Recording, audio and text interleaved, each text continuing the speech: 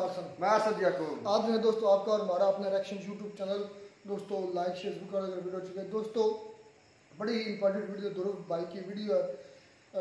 ये सिलसिला काफ़ी देर से चलता आ रहा है क्योंकि ध्रुव राठी ने इंडियन इलेक्शन से पहले काफ़ी बयानबाजी की और मैं समझता हूँ कि ध्रुव की काफ़ी असर रहा है। मैं ये नहीं कहता कि ध्रुव का असर नहीं हुआ, ध्रुव राठी का बहुत असर पड़ा इंडिया के इलेक्शन पर। काफ़ी लोगों को उसने समय इफेक्टिव किया और उसके बाद फिर लोगों ने उसको काफ़ी मतलब जर्मन शेफर्ड इस तरह मतलब उसकी ज़ात पर डायरेक्ट हिट करना शुरू कर दिया। और अलविश यादव ने तो पकड़ा थंबनेल में उस कुत्ता पकड़ा हुआ था जर्मन शेफर्ड और साथ में ध्रुव राठी की तस्वीर लगाई हुई थी। अलविश यादव ने काफ़ी हद तक बाकी इंडियन यूट्यूबर्स की निस्बत अलविश यादव ने काफ़ी हद तक ध्रुव राठी का काफ़ी काउंटर अच्छा किया था बाकी की निस्बत, मतलब शाम शर्मा जितने भी हो रहा है। तो अब दोबारा ध्रुव भाई का अलविश यादव को फाइनल रिस्पांस अब देखें इस पर अलविश यादव की फिर सारी बात वीडियो बनाएंगे तो देखते हैं ध्रुव राठी अलविश यादव को कैसे अब रिस्पॉन्ड करते हैं। यार बड़ी इंपॉर्टेंट वीडियो है, शानदार वीडियो रहने वाली, देखते हैं पहले वीडियो से बात करते हैं। पकड़ लिया, अभी तो और झूठ पकड़ने बाकी है। फिर आते हैं मेरे आम आदमी पार्टी के कनेक्शंस पर, इन गोदी यूट्यूबर्स की फेवरेट कंस्पिरेसी। तुझे करंट इसलिए लग रहा है क्योंकि तेरे मुंह में राम है और दिल में नाथू राम है। पोशम पा भाई पोशम पा, लाल किले में क्या हुआ, 100 रुपए की घड़ी चुराई, अब तो जेल में जाना पड़ेगा। ठीक है। नमस्कार दोस्तों, हरियाणा के हिसार डिस्ट्रिक्ट में एक गांव है राखीगढ़ी। यहाँ एक्सकेवेशन हुई तो पता चला कि यहाँ 7-8 हजार साल पुरानी एक सिविलाइजेशन रहा करती थी। लेकिन कमाल की बात देखिए कि वो सिविलाइजेशन आज तक एल्विश यादव की गली तक नहीं पहुंची, क्योंकि ये बेवकूफ आज भी अनसिविलाइज्ड है। कहीं गाली गलौज करना, कहीं मारपीट करना, नफरत फैलाना, नशे करना, युवाओं को बैटिंग की आदत लगवाना, लड़कियों को ऑब्जेक्टिफाई करना, ये सब इसके रोज के कारनामे हैं। और इसके क्रिंज कंटेंट को जब व्यूज ना मिले तो बीच बीच में ध्रुव राठी के ऊपर वीडियो बना लो। ये तो वैसे भी इन गोदी यूट्यूबर्स की निंजा टेक्निक है। मुझे लगता है कि ऐसे यूट्यूबर्स की बेवकूफी एक्सपोज करी जानी चाहिए जनता के सामने, ताकि लोगों को पता तो लगे अगर वो ऐसे यूट्यूबर्स को फॉलो करते हैं तो वो कितने बड़े बेवकूफों को फॉलो कर रहे हैं। हालांकि वो अलग बात है, इन यूट्यूबर्स को खुद कोई फर्क नहीं पड़ना, क्योंकि एल्विश जैसे बेशर्म लोग मानते हैं कि बदनाम हुए तो क्या हुआ, नाम तो होगा। अच्छा भी हुआ और बुरा भी हुआ। बुरा क्या क्या हुआ? बुरा यही हुआ कि मीम्स बन रहे थे, ये तो अच्छी बात है, पब्लिसिटी होती है। पिछले वीडियो के बाद आप में से कुछ लोग मुझसे पूछ रहे थे कि मैं क्यों टाइम वेस्ट कर रहा हूं इस एक इंसान पर वीडियो बनाकर। बात कुछ ऐसी है दोस्तों कि यहाँ बात सिर्फ इसे एक इंसान की नहीं है, हमारे समाज में जितनी भी गलत चीजें हो रही हैं, मेरा मानना है कि ये एक एल्विश यादव की पर्सनैलिटी उन सब गलत चीजों का पर्सोनिफिकेशन है। ऐसे लोग हमारे समाज के लिए, देश के लिए एक बहुत बड़ा खतरा बन चुके हैं और इस एक को सुधार दिया तो उसका असर हमें लाखों करोड़ों लोगों पर देखने को मिलेगा। तो आइए इस वीडियो के फर्स्ट हाफ में सबसे पहले इसके कुछ और झूठ पकड़ते हैं और सेकंड हाफ में इसे सुधारने का काम चालू करते हैं। थोड़ा अपना भी दिमाग लगा लो यार, अभी वीडियो खत्म नहीं हुई, अभी तो बहुत बची होगी, मुझे पता नहीं कितनी बड़ी वीडियो हो चुकी है अभी तक, बट अभी आएंगे और भी पॉइंट्स है। पिछले वीडियो में इसका बेवकूफी काउंटर 9 पर था तो वहीं से कंटिन्यू रखते हैं। एल्विश कहता है कि मैंने अपने टेलीग्राम ग्रुप में पोर्नोग्राफिक कंटेंट शेयर किया। और एथिक्स की बात करने वाला हमारा ध्रुव भाई टेलीग्राम ग्रुप में पोर्नोग्राफिक कंटेंट शेयर करता था, जिसके चक्कर में टेलीग्राम ने इनका ग्रुप बैन कर दिया। देख एल्विश, हर इंसान के पास यहाँ एक चीज होती है जिसका नाम है दिमाग। अगर तू इस चीज का थोड़ा सा भी इस्तेमाल कर लेता तो अपने आप से पूछता कि आखिर मैं अपने टेलीग्राम ग्रुप में पोर्नोग्राफिक कंटेंट क्यों शेयर करना चाहूंगा, मुझे क्या मिलेगा ये करके। ऑब्वियसली ये चीज झूठ है और मैंने ऐसा कभी नहीं किया। कुछ साल पहले टेलीग्राम पे एक ये बड़ा कॉमन बग था। गूगल पर सर्च करके देख टेलीग्राम पोर्नोग्राफिक बग, रेडिट पर ढेर सारे लोग मिल जाएंगे जो इस चीज को लेकर कंप्लेन कर रहे हैं कि ऐसा क्यों हो गया, जबकि उन्होंने ऐसा कुछ भी नहीं किया था। एनीवेज, फिर एल्विश मेरी टीम की बात करता है, कहता है कि मेरी टीम में 3 लोग हैं। ये अपनी वीडियो लिखवाता है विजेता दहिया से, समझ रहे हो, वो एक मूवी डायरेक्टर है और इनकी टीम में 3 बंदे काम करते हैं, राहुल, अक्षय और मानव। इस चीज को लेकर कई इंटरव्यूज में मैंने बहुत बार बात करी और बार बार एक ही चीज कही है कि मेरी टीम में 10 से 15 लोग हैं। अरे बेसिक लिटरेसी चाहिए, कम से कम एक इंटरव्यू ही देख लेता मेरे ऊपर वीडियो बनाने से पहले। आपकी टीम कितनी बड़ी है? बने 50-100 लोग हैं, कितने लोग हैं? 50-100 तो नहीं है, 10 हैं, 10-11 हैं मैं कहूंगा। ऊपर से तुझे काउंटिंग करनी भी आती है, वो भी मैं सिखाऊं, क्योंकि पहले तू कहता है मेरा एक रिसर्चर है विजेता, फिर कहता है मेरी टीम में 3 लोग हैं, राहुल, अक्षय और मानव। तो ये 3+1 4 नहीं हो जाता? कम से कम काउंटिंग ही कर लेता। और कोई न्यूज चाहिए अपनी टीम के बारे में तो डू लेट मी नो। नहीं, और कोई न्यूज तो तू बाद में दियो, पहले तू 1 2 3 4 तक की काउंटिंग करना सीख ले। अपनी फिंगर्स का इस्तेमाल कर सकता है, 1 2 3 4, इससे आसान हो जाता है काउंटिंग करना। और सबसे कमाल की बात, बाकी टीम मेंबर्स के जो नाम इसने बताए वो भी गलत है। अच्छा आगे चले तो एल्विश कहता है कि मैंने एक फेक क्रिप्टो करेंसी कॉइन की प्रमोशन करी। इसको क्रिप्टो करेंसी का सी भी नहीं पता, उसके बावजूद ये लोगों के पैसे एक स्कैम क्रिप्टो में लगवा देता। चलिए इसका भी पूरा मामला क्लियर कर देते हैं। ये 3 साल पुरानी बात है, अक्टूबर 2021 की, जब मुझे इस कंपनी से ईमेल आई प्रमोशन के लिए। यहां स्क्रीन पर आप देख सकते हैं मैंने इस ईमेल का क्या रिप्लाई दिया। मैंने लिखा कि मुझे इस प्रोजेक्ट के पीछे के इन्वेस्टर्स कौन है वो जानने हैं, मुझे उनकी डिटेल्स चाहिए और मुझे ये डिटेल्स चाहिए कि इनमें कोई चाइनीज इन्वेस्टमेंट्स तो नहीं है, क्योंकि मैं चाइनीज कंपनीज को प्रमोट नहीं करता। फिर मैंने इनसे कहा एक कॉल करने को, तो इनके सीईओ ने मेरे साथ डायरेक्टली बात करी। इन्होंने मुझे बार बार अपने डॉक्यूमेंट्स दिखाकर रीअश्योर किया कि जो भी मैं प्रमोट कर रहा हूं वो सही चीज है, और प्रूफ के तौर पर इन्होंने economic times, money control, NDTV profit जैसे अखबारों में इन्होंने जो एडवर्टोरियल्स छापे थे वो भी दिखाए। तीसरा ये प्रमोशन आया था एक ऐसी एजेंसी से जिसके को फाउंडर खुद इंडिया के पॉपुलर यूट्यूबर्स में से हैं। ये एक एस्टैब्लिश्ड एजेंसी है जिसके साथ सभी यूट्यूबर्स रेगुलरली काम करते हैं, तो इसकी वजह से भी मेरी रीअश्योरेंस बढ़ गई। लेकिन बात कुछ ऐसी है दोस्तों कि मैं हूं तो एक इंसान ही, एक बायोलॉजिकल ह्यूमन बीइंग हूं मैं। मेरे अंदर कोई डिवाइन एनर्जी नहीं है कि मैं अंतर्यामी बन जाऊं जिससे मुझे पता लग जाए कि इस कंपनी के साथ फ्यूचर में क्या होने वाला है। क्योंकि ये तो ऐसी बात हो गई जैसे कि शाहरुख खान और अमिताभ बच्चन एवरेस्ट के मसालों की ऐड करते हैं और बाद में जब खबर आती है कि इन मसालों में कैंसरस केमिकल्स पाए गए तो आप शाहरुख खान और अमिताभ बच्चन से पूछते हो कि ऐड क्यों करी आपने। हम नॉर्मल बायोलॉजिकल ह्यूमन बीइंग्स में फ्यूचर देखने की क्षमता नहीं होती अनफॉर्चुनेटली। लेकिन जब मुझे लगा कि यहाँ पर कुछ गड़बड़ है तो मैंने इस ऐड को हटा दिया, सारे लिंक्स को हटा दिया अपने वीडियोस से और एक नया स्टैंडर्ड सेट किया अपने लिए। इसके बाद से मैंने अपने आप से कहा कि मैं आज के बाद से किसी भी क्रिप्टो करेंसी कंपनी की प्रमोशन नहीं करूंगा, और तब से लेकर आज तक कभी भी नहीं करी। 3 साल हो गए इस बात को। किन कंपनीज की मैं प्रमोशन करता हूं, किन की नहीं करता, इनको लेकर जो मेरे स्टैंडर्ड्स है मैं ओपनली आपको बता सकता हूं। पहला, आज तक किसी भी बेटिंग, गैम्बलिंग या फैंटेसी ऐप की प्रमोशन मैंने नहीं करी, क्योंकि मैं नहीं चाहता कि देश के यूथ को जुआ खेलने की लत लग जाए। इन बेटिंग ऐप्स में करोड़ों युवाओं का पैसा और समय बर्बाद होता है, लेकिन उससे भी बड़ा नुकसान है उनके मेंटल फ्रेम का डिस्टर्ब हो जाता है। दूसरा, कभी भी किसी गुटखा, पान मसाला, सिगरेट की प्रमोशन नहीं करी। तीसरा, किसी भी चाइनीज कंपनी की प्रमोशन नहीं करी। चौथा, किसी भी fast food, soft drink company की प्रमोशन नहीं करी जिससे हेल्थ पर हानिकारक इंपैक्ट पड़ता हो लोगों की। मैं जानता हूं कि करोड़ों लोग मुझे फॉलो करते हैं और किसी भी सेंस में, किसी भी एस्पेक्ट में इन करोड़ों में से किसी एक इंसान पर भी मैं बुरा असर नहीं डालना चाहता। मैं चाहता हूं कि और इन्फ्लुएंसर्स, एक्टर्स और यूट्यूबर्स मेरे से प्रभावित होकर यही सेम स्टैंडर्ड सेट करें ताकि समाज पर एक पॉजिटिव इंपैक्ट पड़ सके। और एल्विश जैसे लोग बिल्कुल दूसरे एक्सट्रीम में हैं जो पैसे का लालच दिखाकर कुछ भी बकवास प्रमोट कर देंगे। वर्ल्ड T20 चैंपियनशिप पे कोई आपका ओपिनियन मांगे तो भैया सीधा मना कर दो कि भैया हम ना दे रहे, हम देंगे पे और वहां पे जीतेंगे बढ़िया, ठीक है। एल्विश जिन कंपनीज को प्रमोट कर रहा है एग्जैक्टली इन्हीं कंपनी से मुझे भी ऑफर आए हैं बार बार प्रमोशन के। 20-20 लाख रुपए तक इन्होंने ऑफर किए हैं, लेकिन मैं अपना जमीर नहीं बेच सकता।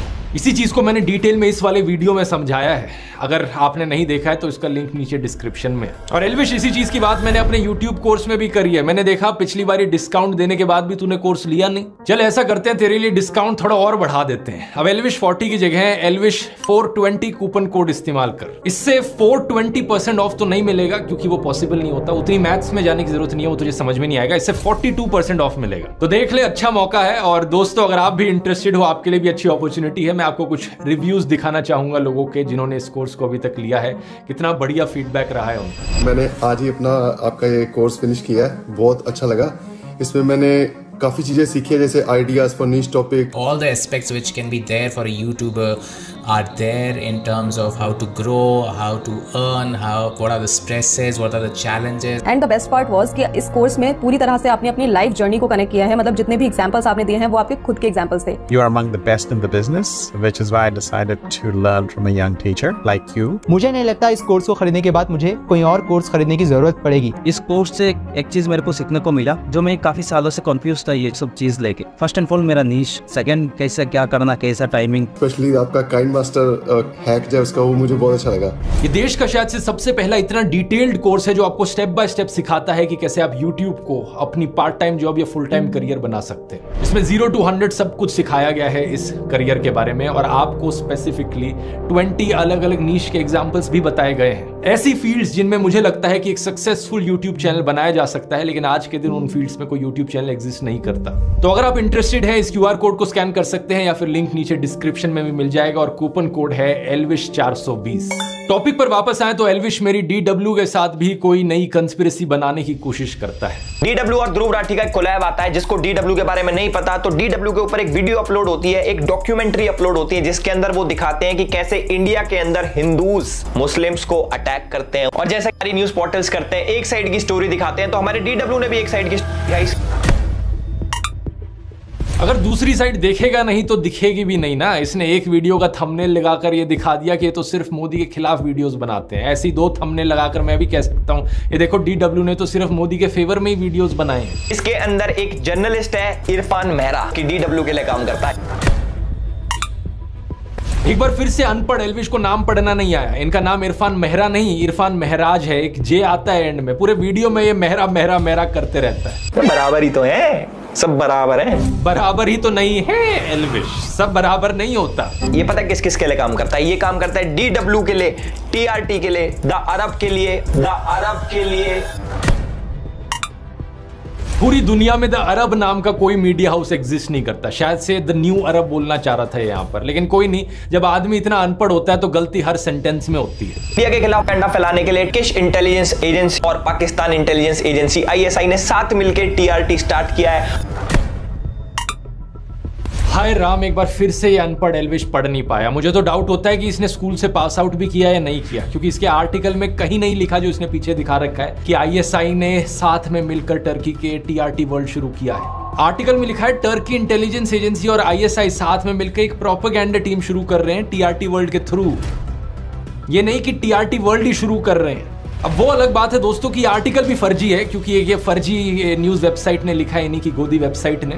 लेकिन उसकी बात किसी और वीडियो में करेंगे, नहीं तो बहुत लंबा खिंच जाएगा। एंटी इंडिया लिखो, प्रोपोगेंडा फैलाओ, प्रोपोगेंडा फैलाओ। प्रोपोगेंडा नहीं एल्विश, प्रोपेगेंडा होता है नहीं। हाँ, NIA ने इरफान मेहरा को लास्ट ईयर अरेस्ट करा था, क्योंकि इसके तार आतंकवादी ये जो क्या कहते हैं संगठन, इनके साथ जुड़े हुए थे भाई। जितने भी बड़े बड़े अलकायदा पलकायदा होते हैं ना भाई, यार उनके साथ काम कर रहा था।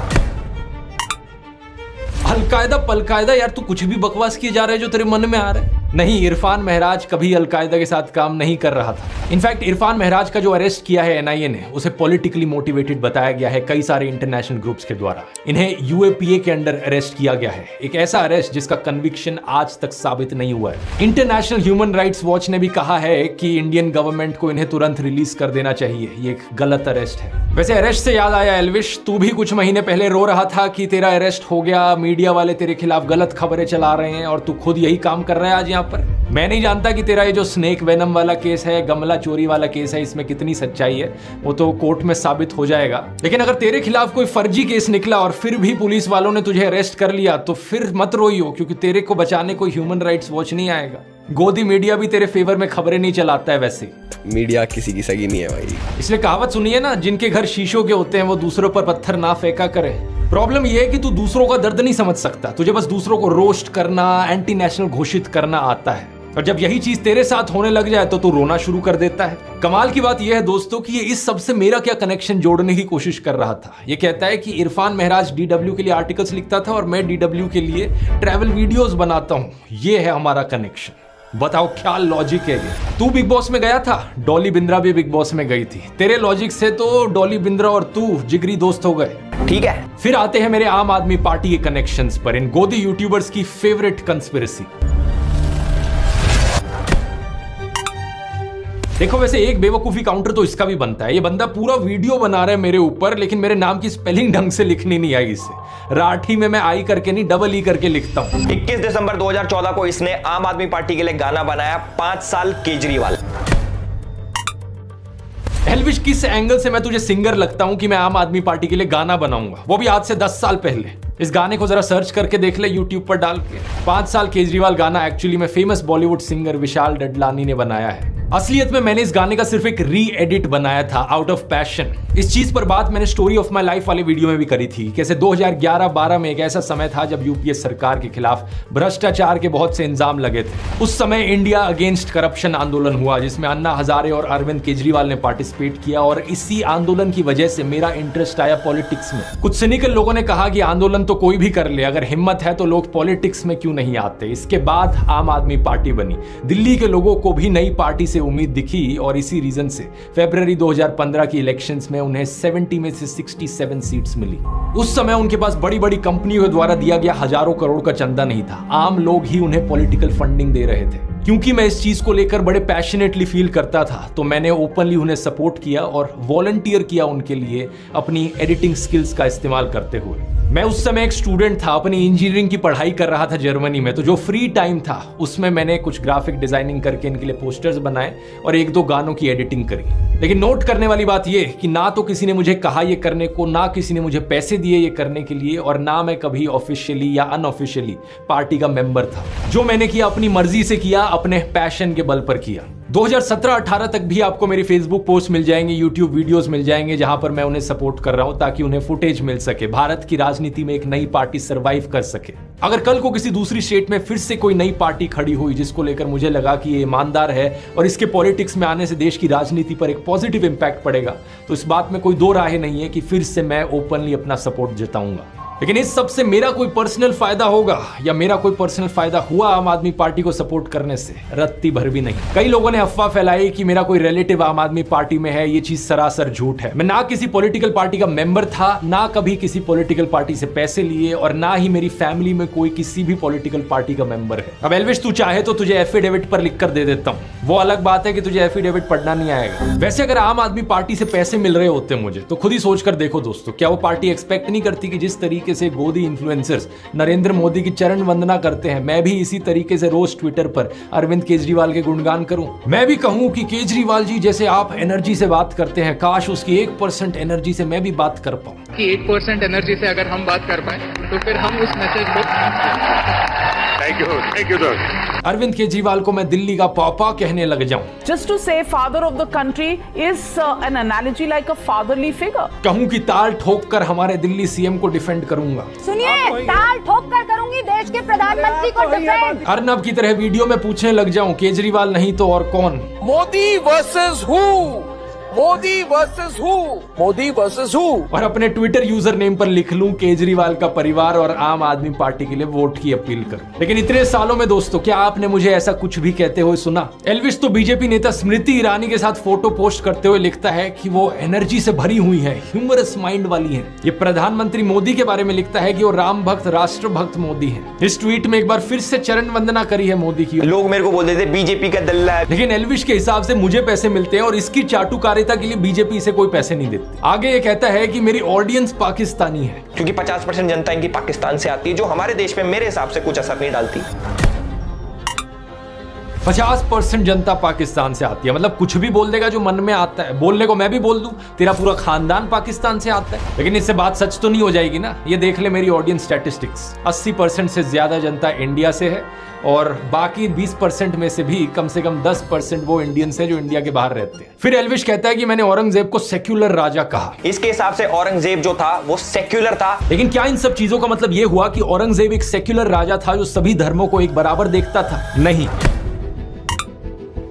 एक बार फिर से प्रॉब्लम पता है क्या है? तू मुझसे पर्सनल खुन्नस निकाल रहा है, इसलिए कुछ भी बोले जा रहा है। मैंने वीडियो में कहा था औरंगजेब कभी सेक्युलर बन जाता था तो कभी कम्युनल बन जाता था, जरूरत के हिसाब से, यानी कि वो अपॉर्चुनिस्ट था, बिल्कुल तेरी तरह। तू पहले मुनावर फारूकी के साथ क्रिकेट खेला सेक्युलर बनकर, आपस में हंस रहे थे, जादू की झप्पी दे रहे थे, फोटो क्लिक हो रही थी। ये देखिए, वो सॉरी गलत वीडियो चल गया, ये देखिए। तो हम लोग ने बैटिंग चूज किया है कि पहली बॉल आउट होकर आ जाएंगे। टॉस अभी नहीं हुआ, बट वैसे पूछा गया था कि आप करते क्या उसमें। हाँ वैसा वाला। ओहो, फिर से गलत वीडियो चल गया यार। एडिटर आम चूसना बंद कर, थोड़ा एडिटिंग पर ध्यान दे। तो ऑपोजिट टीम के मेन प्लेयर हमारे साथ हैं। एक ट्विटर यूजर ने इस चीज को पॉइंट आउट करके कहा कि एल्विश तू तो हिंदू विरोधी गद्दार निकला। अब इस पर एल्विश कह सकता था कि भाई जो भी मामला था उस पर मैंने मुनावर से बात करी, उसने जो कहा था उसका ऐसा कोई इरादा नहीं था, वो जोक दरअसल बॉलीवुड के एक गाने पर था, लेकिन फ्लो में उसने कुछ खराब भाषा का इस्तेमाल किया, इसके लिए वो पहले से ही माफी मांग चुका है। एल्विश कह सकता था कि हिंदू धर्म नफरत करना नहीं सिखाता, माफ करना सिखाता है। अपनी नफरत को और अपने अहंकार को थोड़ी देर के लिए किनारे रख के उससे 1 घंटे बात कर लेना, फिर नफरत कर नहीं पाओगे और ज्यादा। लेकिन अब क्रिकेट मैच तो खत्म हो चुका था और एल्विश को अपनी नफरत की दुकान भी चलानी थी, तो एल्विश ने किया क्या, उसने सफेद झूठ बोलना शुरू कर दिया कि वो तो बस क्रिकेट मैच था, ऐसे ही मैं चला गया, मैं तो बस मुनावर को चिढ़ा रहा था। यानी कि जरूरत के हिसाब से सेक्युलर से तू कॉम्युनल बन गया, और जब बाद में फिर से क्रिकेट मैच आ गया तो तू फिर से सेक्युलर बन गया। मतलब तू बिल्कुल औरंगजेब की तरह था, जहां कॉम्युनल होकर फायदा मिले वहां कॉम्युनल, जहां सेक्युलर होकर फायदा मिले वहां सेक्युलर, बिल्कुल एक नंबर का अवसरवादी यानी कि अपॉर्चुनिस्ट।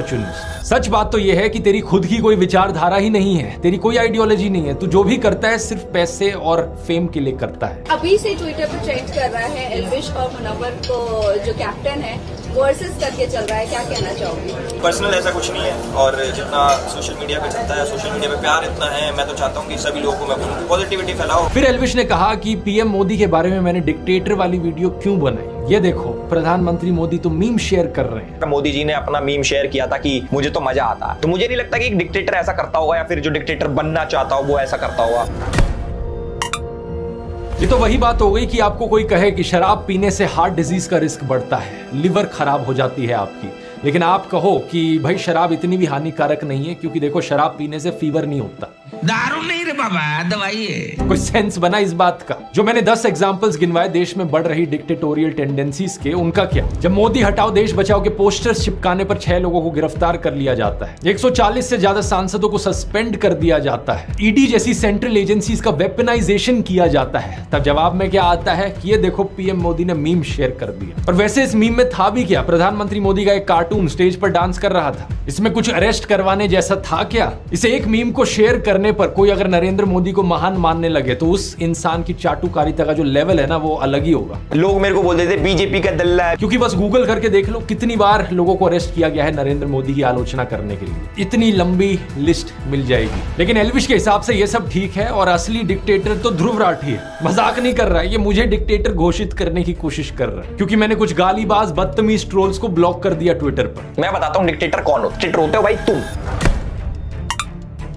अगर किसी का अलग ओपिनियन है तो वो जरूर दे, लेकिन बदतमीजी एक ओपिनियन नहीं होता। जिन ट्रोल्स के स्क्रीनशॉट एल्विश ने शेयर किए, उन स्क्रीनशॉट्स में भी आप उनकी भद्दी भाषा का सैंपल देख सकते हैं। मैंने उनका ट्विटर अकाउंट गायब नहीं कर दिया ट्विटर से, मैंने उनको ब्लॉक किया सिर्फ मुझे फॉलो करने से। इसका ऑफलाइन वर्जन होगा कि कोई आपसे रियल लाइफ में बदतमीजी से बात करता है तो आप उससे बात करना बंद कर देते हैं। इस बेवकूफ एल्विश के हिसाब से ये डिक्टेटरशिप है मेरी। यूट्यूबर रमित वर्मा ANI और इसकी एडिटर स्मिता प्रकाश के ऊपर एक एक्सपोजिव वीडियो बनाते हैं, तो स्मिता प्रकाश का ANI 3 कॉपीराइट स्ट्राइक्स मारता है और रमित का YouTube channel official being human मुश्किल से बच पाता है। ये होता है असली फ्रीडम ऑफ ओपिनियन का दबाया जाना। एल्विश खुद कभी किसी होटल की लॉबी में किसी को थप्पड़ मारते हुए दिखता है, तो कभी अपने दोस्तों के साथ ले जाकर एक इन्फ्लुएंसर को मारते पीटते हुए दिखता है। कभी ये सोशल मीडिया पर कहता है एक इंसान को टैग करके कि उसको गालियां दो डैश डैश डैश। एक समय पर एक गोदी इन्फ्लुएंसर ने कहा था ध्रुव राठी जिन मीडिया आउटलेट्स के न्यूज आर्टिकल्स दिखाता है उनको फांसी दे देनी चाहिए। कपिल मिश्रा जैसे बीजेपी नेता ने इस वीडियो को खुलकर सपोर्ट भी दिया था। लेकिन एल्विश के हिसाब से ये सब ओके है, और अगर अपनी प्रोफाइल पर आप दोस्तों कुछ गालीबाज ट्रोल्स को ब्लॉक कर दो, वो डिक्टेटरशिप हो जाती है। लोग मेरे को बोलते थे बीजेपी का दल्ला है। एक सो कॉल्ड धर्म संसद में जेनोसाइड के नारे लगाए जाते हैं, लेकिन एल्विश को इससे कोई एतराज नहीं होता, क्योंकि इसकी खुद की मानसिकता भी उसी टाइप की है। जरा इसकी ट्विटर प्रोफाइल पर जो कवर पिक लगी है उसे देखो। जानते हो किस फिल्म का स्क्रीनशॉट है? एक बॉलीवुड फिल्म के सीन का स्क्रीनशॉट है। फिल्म का नाम है शौर्या, जो हिंदी नाटक कोर्ट मार्शल और Hollywood film a few good main से इंस्पायर्ड है। जिसकी फोटो एल्विश ने लगाई है, ये कैरेक्टर फिल्म में कोई हीरो नहीं है बल्कि विलन है। ब्रिगेडियर प्रताप, जिसके मुस्लिम सर्वेंट जमील ने कम्युनल क्लैशेस के दौरान उसके परिवार को खत्म कर दिया था। तब से उसके मन में सभी मुसलमानों के प्रति नफरत थी और वो सभी मुसलमानों का सफाया कर देना चाहता था। इसलिए वो अपने जूनियर मेजर राठौड़ को ऐसा करने के लिए कहता था, वरना ये लोग हमें खा जाएंगे, मयूर विहार के सैकड़ों घरों को खा जाएंगे ये लोग।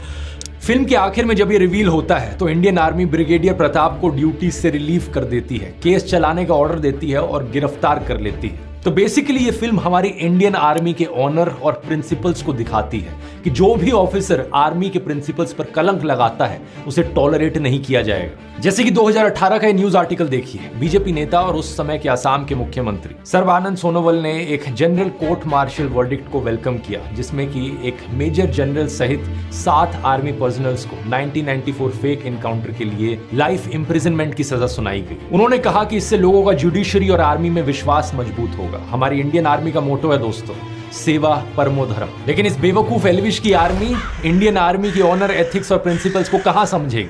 ये तो पूरी दुनिया के मुसलमानों के खून के प्यासे हैं। इससे तो सांप भी डरता है कि कहीं ऐसा जहरीला इंसान हमें ही ना काट ले। और मैं चीजों को एग्जैजरेट नहीं कर रहा हूं दोस्तों, इसका एक और उदाहरण दिखाना चाहूंगा। पिछले साल अक्टूबर में इजराइल पर हमास का आतंकी हमला हुआ, जिसमें 350 इजरायली मारे गए। इस पर मैंने एक वीडियो बनाया था यहाँ पर। उसके बाद इजराइल ने अटैक किया। अब तक गाजा में 17 लाख लोग बेघर हो चुके हैं, 37,000 से ज्यादा लोग मारे जा चुके हैं। युद्ध के इंटरनेशनल रूल्स जैसी चीज को इजराइल ने बहुत पहले ही छोड़ दिया। हॉस्पिटल्स पर भी अटैक हुए हैं। रिसेंटली एक हमला हुआ राफा शहर में एक टेंट कैंप पर, जहां 45 लोग मारे गए। इसमें आधे से ज्यादा औरतें, बच्चे और बूढ़े थे। इस मैसेकर पर ग्लोबल आउटरीच देखने को मिली। यूनाइटेड नेशंस के सेक्रेटरी जनरल ने कहा कि गाजा में कोई सेफ जगह नहीं है, यह हॉरर रुकना चाहिए। पेरिस में 10,000 लोगों ने इजरायली एम्बेसी के बाहर डेमोन्स्ट्रेशन किया। अमेरिका के नेशनल सिक्योरिटी काउंसिल स्पोक्सपर्सन ने कहा कि इजराइल को सिविलियंस को प्रोटेक्ट करने के लिए प्रिकॉशंस लेनी चाहिए। इजिप्ट, सऊदी अरेबिया, कतार, आयरलैंड, जर्मनी, फ्रांस सब ने एक स्टेटमेंट जारी करी है और ऑल आइज ऑन रफा वाली ये एक AI इमेज ऑलमोस्ट 5 करोड़ लोगों ने सर्कुलेट करी। बहुत से इंडियन सेलिब्रिटीज हैं जो इंडियन सोशियो पॉलिटिकल इश्यूज पर बोलने की हिम्मत नहीं जुटा पाते, लेकिन अच्छी बात है कि कम से कम इस पर तो बोल पाते हैं। हमारे देश की सरकार ने भी ऑफिशियल स्टेटमेंट दी कि हम पैलेस्टीनियन स्टेटहुड को सपोर्ट करते हैं। और साथ ही साथ राफा के कैंप में सिविलियन लाइफ्स का हार्ट ब्रेकिंग लॉस गहरी चिंता का विषय है। इस सब के चलते खुद इजरायली मिलिट्री ने भी कहा कि नॉन कॉम्बैटेंट्स यानी जो लोग लड़ नहीं रहे थे उनको नुकसान पहुंचाने पर हम खेद प्रकट करते हैं। इजराइल के प्राइम मिनिस्टर ने भी इसे एक ट्रैजिक एक्सीडेंट कहा और इजराइल ने इसकी इन्वेस्टिगेशन की बात करी। लेकिन एल्विश ट्विटर पर कवर पिक लगाकर खुल्लम खुल्ला जाहिर करता है कि वो दुनिया भर के मुसलमानों के खून का प्यासा है। उसने ऑल आइज ऑन रफा वाली इमेज को मॉर्फ करते हुए लिखा ऑल आइज ऑन POK। अब ये सही बात है कि पाकिस्तान ऑक्यूपाइड कश्मीर में और इनफैक्ट पाकिस्तान में भी हिंदू, सिख, ईसाई और एथिस्ट जैसी माइनॉरिटीज पर अत्याचार होते रहे हैं। मैंने अपने पुराने वीडियोस में इनकी बहुत बार बात करी है। लेकिन इस बात का क्या सेंस बना कि POK में जुल्म हो रहा है तो रफा में लोगों को मरने दो। ऐसा तो नहीं है कि रफा के उन बच्चों ने POK में अत्याचार किए। क्या एल्विश जैसे गोदी इन्फ्लुएंसर्स ये नहीं कह सकते कि हम हर जगह इनजस्टिस के खिलाफ हैं? चरण वंदना करने वाले गोदी यूट्यूबर्स बात करते हैं सेलेक्टिव आउटरीच की, लेकिन गोदी इकोसिस्टम के बेशर्मों तुमसे ज्यादा सेलेक्टिव है कोई? जब मैंने ये वीडियो बनाई थी मैंने खुलकर कहा था इसमें कि चाहे कोई हिंदू हो, मुस्लिम हो, क्रिश्चियन हो, चाहे एथिस्ट हो, हर जगह जहां भी अन्याय हो रहा है मैं उसके खिलाफ हूं।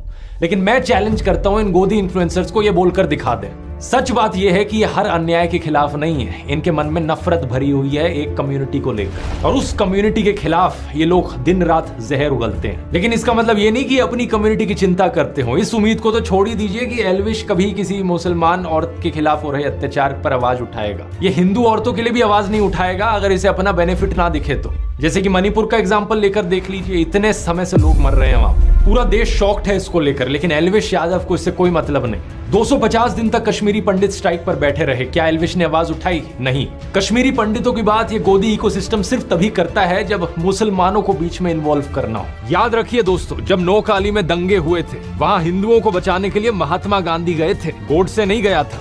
हिंदू हो या मुसलमान, उन्हें बचाने का काम महात्मा गांधी करते थे और नफरत फैलाने का काम करता था नाथूराम गोडसे। ये गोदी इकोसिस्टम वाले सिर्फ और सिर्फ नफरत की पॉलिटिक्स से प्रभावित हैं। जिस दिन अयोध्या में बीजेपी हार गई, ये अयोध्या के हिंदुओं को भी गालियां देने लगे। गाजियाबाद पुलिस ने ऐसे 2 लोगों को गिरफ्तार किया। इनमें से एक शख्स तो वो था जिसने कन्हैया कुमार को रैली में थप्पड़ मारा था। आप पूछोगे कि अयोध्या के हिंदुओं के बारे में इतने भद्दे कमेंट्स क्यों कर रहे हैं? सिर्फ इसलिए क्योंकि वहां बीजेपी हार गई। इस बात से आपको समझ आ जाना चाहिए कि इन लोगों का रिलीजन है मोदी पंथ, और इन लोगों का काम है चाटुकारिता करते हुए सत्ता की मलाई चाटना। सच बात तो यह है कि एल्विश जैसा इंसान जो अपने ही देश को धर्म के नाम पर बांटना चाहता हो, वो देश प्रेमी कैसे हो सकता है? ये कौन सा राष्ट्रवाद है जहां अपने ही राष्ट्र की अखंडता पर हमला करो, हर रोज नफरत का जहर घोलो समाज में? उपनिषदों में ऐसे लोगों को छोटी सोच का इंसान कहा गया है। ऐ निज परोवेती गणना लघु चेतसाम, उदार चरिता नाम, तू वसुदेव कुटुंबकम, यानी यह मेरा वह पराया, ऐसी गिनती छोटी सोच वाले लोग करते हैं। उदार हृदय वालों के लिए तो पूरी दुनिया ही एक परिवार है, जो G20 की थीम थी, वसुदेव कुटुंबकम। अब पूरी दुनिया को परिवार मानो, इस सोच को तो कहां एल्विस समझ पाएगा, लेकिन कम से कम देश को तो मत तोड़ना। इतने बुरे नहीं है इस देश के मुसलमान, देख कि जरा क्या कहते हैं। नरेंद्र मोदी जी कहते हैं ना कि भाई मुसलमान आ जाएंगे तो ये हो जाएगा। मैं कहता हूँ एक भी मुसलमान को आप नौकरी मत दो, आप देश के तमाम हिंदुओं को नौकरी दो, हम लोग ठेली लगा लेंगे, ठीक है ना। आप मेरे तमाम हिंदू भाइयों को नौकरी दो, लेकिन दो तो सही। हमारा भी कर्तव्य है मुसलमानों का, सिख का, ईसाई का, कि अपने भाई को खतरे से बाहर निकाले। हाँ नहीं क्या करें, इस गली में मैं अकेला हिंदू, कुछ खतरा नहीं है। खतरा नहीं है बेफालतू का अगुवाई है, किसी बात का खतरा नहीं है। सिंपल सी बात है कि किसी भी रिलीजन का जो भी इंसान गलत करे, हमारा लॉ एंड ऑर्डर उस पर एक्शन ले और बाकी सभी लोग देश में शांति से रह सके। इतनी सिंपल सी बात तो समझ ले, अपने यहाँ डाल ले। मैंने तेरे 4 एंटी हिंदू वीडियोस की बात करी थी एक पिछले वीडियो में। एक वीडियो था जहां तू चिलम को भोले का प्रसाद बता रहा था, भगवान शिव को डिसरिस्पेक्ट कर रहा था। जय बाबा बोलेगी। ये वीडियो अब तूने हटा ली है, जो कि अच्छी चीज है, तो तेरी तारीफ की जानी चाहिए, गुड बॉय। दूसरा वीडियो था जहां तू हिंदू मंत्रों का मजाक उड़ा रहा था। और पंडित सेक्सी मंत्र पढ़ के अभी ब्याह करवा दे जल्दी, सेक्सी मंत्र पढ़ के अभी ब्याह करवा दे जल्दी। वो वीडियो भी अब तूने हटा ली है, फिर से गुड बॉय।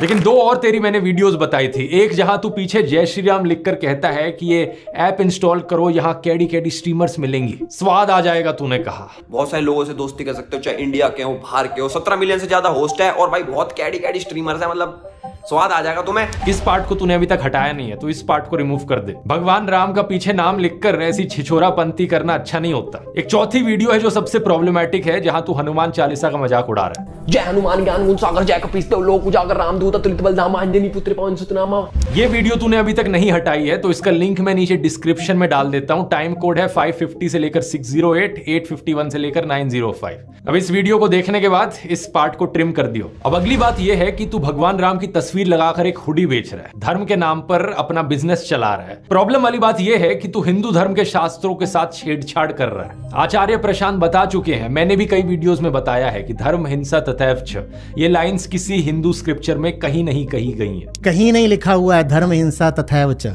और इससे आपके रोंगटे भी खड़े हो जाने चाहिए कि ये कौन सी सेंट्रलाइज्ड कॉन्स्पिरेसी यूनिट है जो इतनी बड़ी बड़ी साजिशें करती है कि जो बात धर्म ग्रंथ में लिखी भी नहीं हुई है उसको संस्कृत में लिख करके उसको चारों तरफ व्हाट्सएप से और दूसरे जरियों से फैला देती है। तो या तो तू मुझे दिखा दे कि किसी हिंदू स्क्रिप्चर्स में ये लाइंस लिखी गई हैं, या फिर इस हुडी को अपनी क्लोथिंग लाइन से हटा दे, नया डिजाइन करवा लियो जिसमें एक्चुअली में हिंदू स्क्रिप्चर्स की लाइनें लिखी हो अपने हुडी पर। अब मैंने भगवान राम के ऊपर वीडियोस बनाए तो तुझे करंट लग गया। हमारे ध्रुव भाई इतने बड़े राम भक्त है। तुझे करंट इसलिए लग रहा है क्योंकि तेरे मुंह में राम है और दिल में नाथूराम है। ये जो तेरे दिल में नाथूराम गोडसे है ना, इसको बाहर निकालना है। तेरे दिल को शुद्ध करने की जरूरत है। इसमें उपनिषद की वसुदेव कुटुंबकम की हिंदू टीचिंग्स डाल। अब बातें तो और भी बहुत सी हैं करने की, लेकिन ये वीडियो काफी लंबा हो रहा है। खासकर तेरी मिसोजिनी के बारे में अभी ज्यादा बात करी नहीं है। किसी औरत को तू मजाक में चुड़ैल कहता है, भाई ये देख लो गाइस चुड़ैल।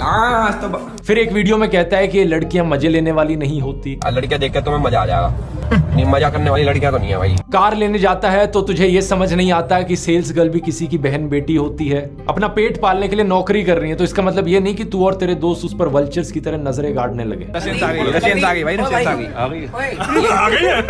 कम से कम आंटी से ही शर्मा लेता। कहता है कि माँ ये कटारिया तो रशियन से चिपट गया। आज तो फुल अयासी करिए, कटारे रशियन के चिपट रहा हूँ। कभी सोचा कि आंटी इतना ऑकवर्ड महसूस कर रही हैं? ओवरऑल ये जो वीडियो है इसमें बहुत कुछ सोक इन करने के लिए होगा तेरे लिए। तू ज्यादा कंफ्यूज ना हो जाए, इसलिए क्लियर कट सिंपल भाषा में 10 टास्क्स तेरे को देना चाहूंगा। ये 10 चीजें कर ले ताकि तू अपने फॉलोअर्स को सुधार सके और हम साथ में मिलकर समाज को और देश को सुधार सके। नंबर 1, नफरत फैलाना और देश को तोड़ना बंद कर। इस नरसंहार समर्थक कैरेक्टर की कवर पिक को हटा दे अपनी ट्विटर प्रोफाइल से और स्वामी विवेकानंद या डॉक्टर अब्दुल कलाम जैसे किसी संत रूपी इंसान की तस्वीर लगा। फिर ट्वीट कर भारतीय एकता जिंदाबाद, तब जाकर फिर खुद को राष्ट्रवादी कहना। नंबर 2, जनता की, देश के यूथ की आवाज तू उठाए। ये तुझसे एक्सपेक्ट कर नहीं सकता, शायद तेरे लिए ज्यादा हो जाएगा, तो कोई बात नहीं, लेकिन बेटिंग एप्स को प्रमोट करना बंद कर दे। ये सारी घटिया एप्स देश के यूथ को गलत दिशा में ले जा रही हैं। अगर तुझे स्पॉन्सर चाहिए, एक बारी मुझे पर्सनल मैसेज कर दियो, मैं तुझे स्पॉन्सर्स लाके दूंगा।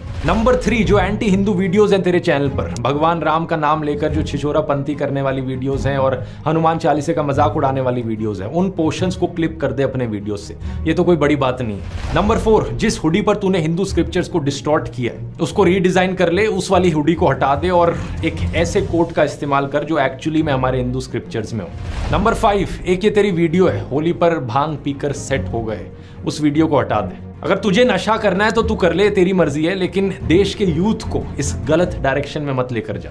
नंबर 6, जिस वीडियो में तू और तेरे दोस्त उस सेल्स गर्ल के बारे में नॉनसेंस बात कर रहे हैं वो घिनौना वीडियो हट जाना चाहिए। ये फ्रीडम ऑफ एक्सप्रेशन नहीं होता जहां किसी छिचोरे एक्सप्रेशन के साथ तुम किसी लड़की की डिग्निटी पर अटैक करने लगो। नंबर 7, क्लास 7 की मैथ्स की टेक्स्ट बुक उठा और उसमें परसेंटेज का जो चैप्टर है एक बार उसे रिवाइज कर ले। भाई खुद क्या दिखा रहे हो तुम? खुद बहुत सच चीजें दिखा रहे हो। तुम गोल्ड का रेट जो वर्ल्ड लेवल पे होता है अब हमारी सरकार के हाथ में थोड़ी है। गूगल कर कि गोल्ड का रेट कैसे डिसाइड होता है, इससे तुझे समझ में आएगा कि गोल्ड का भाव डिसाइड होने में सरकार का क्या रोल होता है। ये वाला आर्टिकल सामने आएगा, इसको एक बार पढ़ लियो, क्योंकि देख बेवकूफ होना कोई बड़ी बात नहीं होती। प्रॉब्लम तब होती है अगर किसी इंसान को उसकी बेवकूफी का एहसास ही ना हो।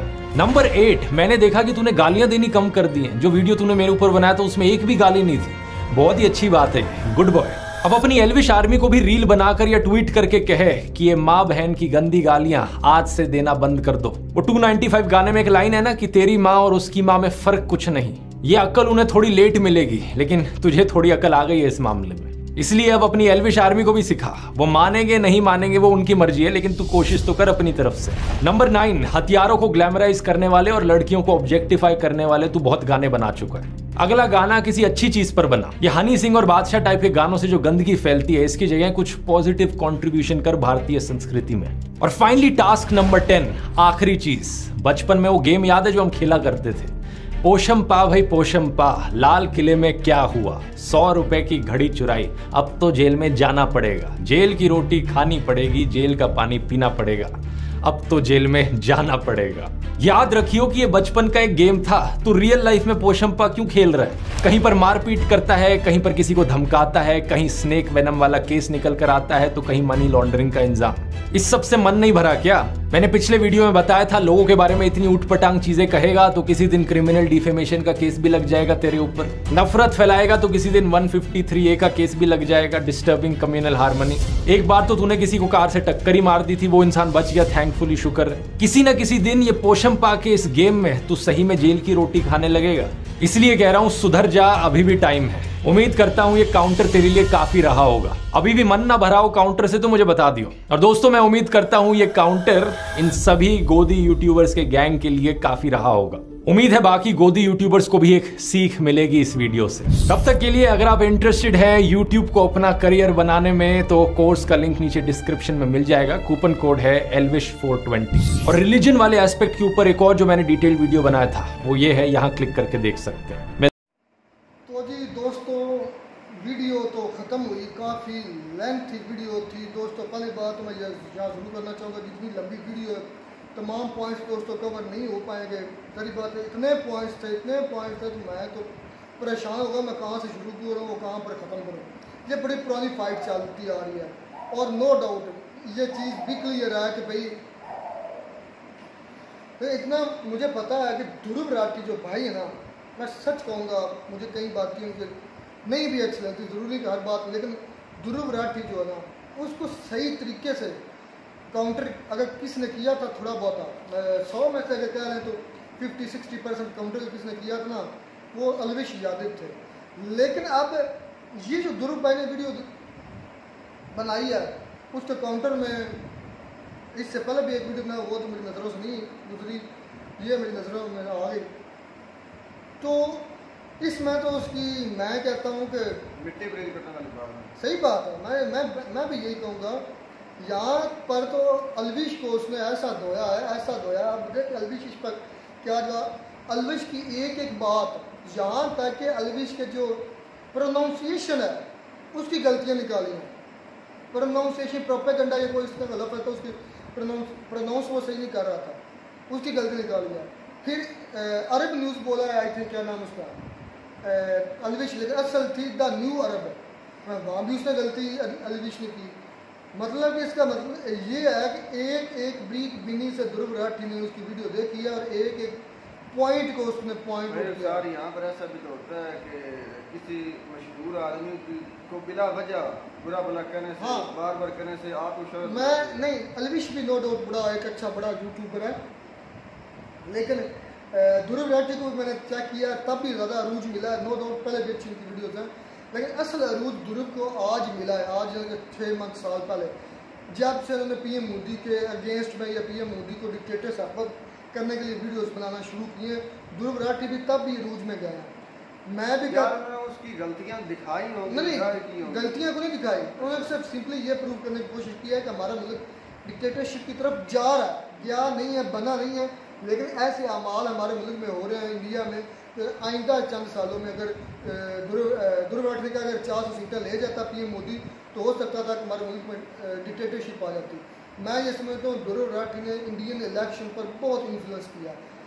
अगर मुख्तार अंदाजे के मुताबिक ज़्यादा नहीं ना, कम से कम ध्रुव भाई ने मेरे नज़दीक, अगर मैं ज़्यादा लंबी ना छोड़ूँ, कम अज़ कम 50-60 हज़ार लोग वोटर जो है PM मोदी के ख़राब किए हैं। ख़राब का मतलब यह है कि उनकी चेंज की है, जो मेरा माइंड का दिल मानता है। तो आपको वो मोदी साहब की वीडियो भी ज़रूर याद होगी, जिसमें उन्होंने कहा कि ये जो लोग हैं जो कहते हैं कि मुसलमानों का हक पहले और हिंदुओं का बाद में मुल्क में, ऐसी कोई अल्फाज बोले गए। मैंने तो नहीं देखी। हाँ, मुझे एक वीडियो नजर आई था, उसमें था कि ये जो लोग हैं जो सोचते हैं कि इंडिया में सबसे पहला हक जो है वो मुसलमानों का और उसके बाद हिंदुस्तानियों का, अच्छा, तो ये सोच अरब वाले जो है लोगों की है। 1 by 1 चलते हैं दोस्तों।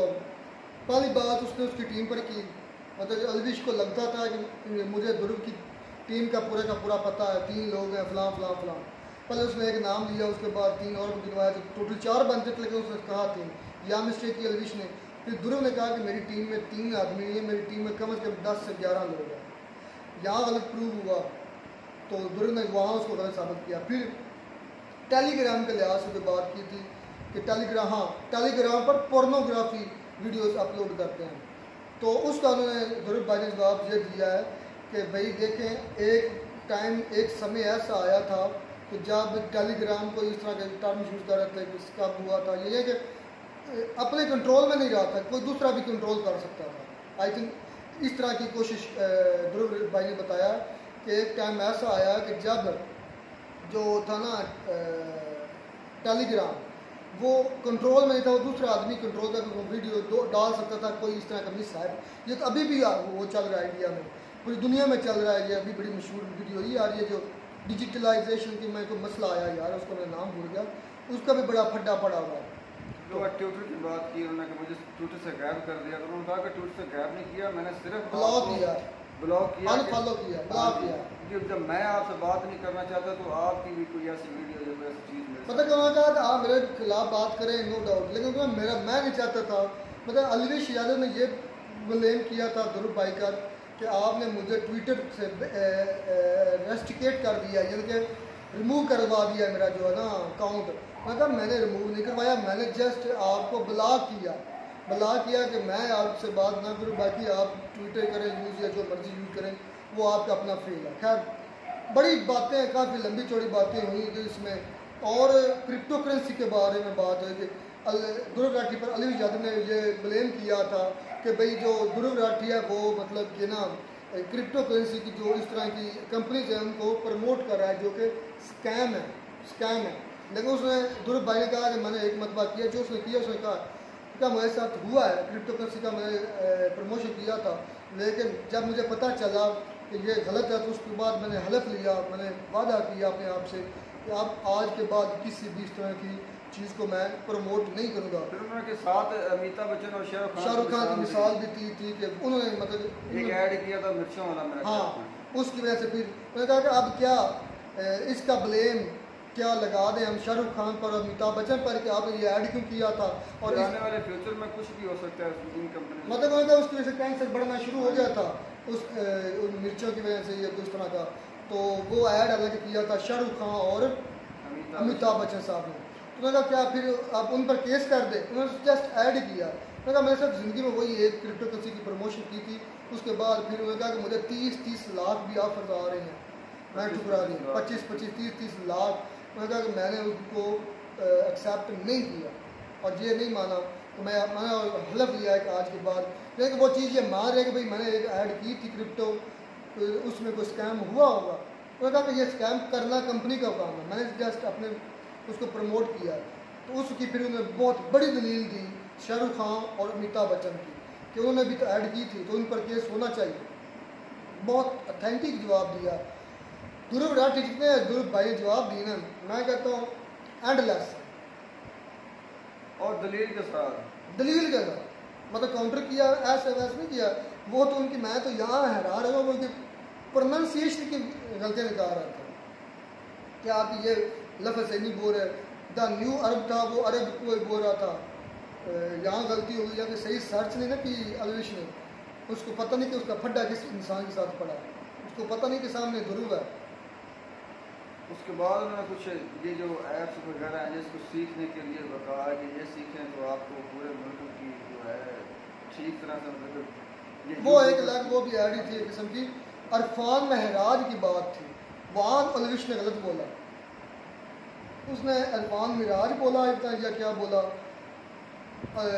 दुरुब भाई नहीं, दुरुब भाई ने कहा कि उसका नाम इरफान महराज था असल जो था, और वो भी अलविश यादव ने गलत बोला था, मुझे कि वो भी गलत इंफॉर्मेशन दी थी। मैं कहता हूँ जितना रगड़ा इस वीडियो में दुरुब भाई ने लगा दिया, मेरे पास अल्फाज नहीं है कि मैं कौन सा, मुझे अब पॉइंट्स ही भूल गए। हाँ एक पॉइंट बड़ा इम्पॉर्टेंट और मोदी हटाओ मोदी मुल्क बचाओ, आई थिंक ये भी एक एग्जांपल उन्होंने दी थी ट्विटर पर। मैं कहा जब कंपेन चली थी मोदी हटाओ मोदी मुल्क बचाओ, उस पर गिरफ्तारियाँ हुई, उन्होंने कहा वो क्यों क्या, उन्होंने कहा फिर ये दूसरे मानों में लोगों की जो आवाज़ है वो दबाने की एक साजिश है, लोग कहते रहते हैं, लेकिन मुझे नहीं लगता कि ऐसा लोगों को भी कहना चाहिए।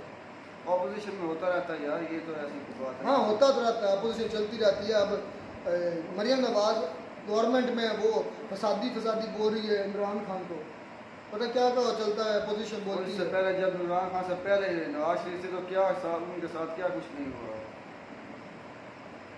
अच्छा यार बातें तो मैं, हाँ असल मेन और बहुत बड़ा इंपॉर्टेंट टॉपिक, इसने लोगों की इंसल्ट भी की है, ध्रुव भाई ने दिखाया, पर्सनली भी फिर इसकी बातें बताई हैं। पहले उन्होंने अपना जवाब दिया, अपनी बातों में इल्ज़ाम लगाया, फिर उन्होंने जो उसके अंदर खामियाँ थी वो फिर ढूंढ कर लाए। किसी होटल में वो थप्पड़ मार रहे हैं, किसी पार्टी में या कहीं गए हुए हैं और वहाँ की जो गोरियाँ हैं आई थिंक या कहीं कार लेने गए हैं अलविश, तो वो ताड़ रहे हैं और उनके बारे में गलत लफ्ज़ बोल रहे हैं कि वो आ गई वो देखो, तो ये बिल्कुल गलत है, ये नीच हरकत थी अलविश। मतलब दोस्तों के साथ मिलकर औरतों की तजलील की है जो मैंने खुद देखा। फिर मजाक में चुड़ैल भी कहा। मतलब कि ये चीज़ें बाकी अलविश के अंदर ख़राब थी उन्होंने दिखाई हैं। आप ये देखो अलविश इसका क्या जवाब देता है। हनुमान, मैं यहाँ हैरान हो गया, हनुमान जी की उन्होंने बेइज्जती की। वो एक नहीं क्लिप बनाया हुआ उसने अलविश ने, जहाँ वो पलंग पर बैठा और सामने हनुमान के लिहाज नाम लेकर उनकी कोई इंसल्ट कर रहा। इधर तो बहुत बड़ा एक्शन होना चाहिए इसके खिलाफ। इसके खिलाफ आप शुरू में जो क्लिप दिखाया गया था उसमें दिखाया गया कि ये लोगों को, लड़कों को सट्टेबाजी और जुएबाजी पर भी उकसाता है। हाँ यार जी जो हनुमान वाला पॉइंट ना, ये मुझे ज़रा तकलीफ दे रहा है।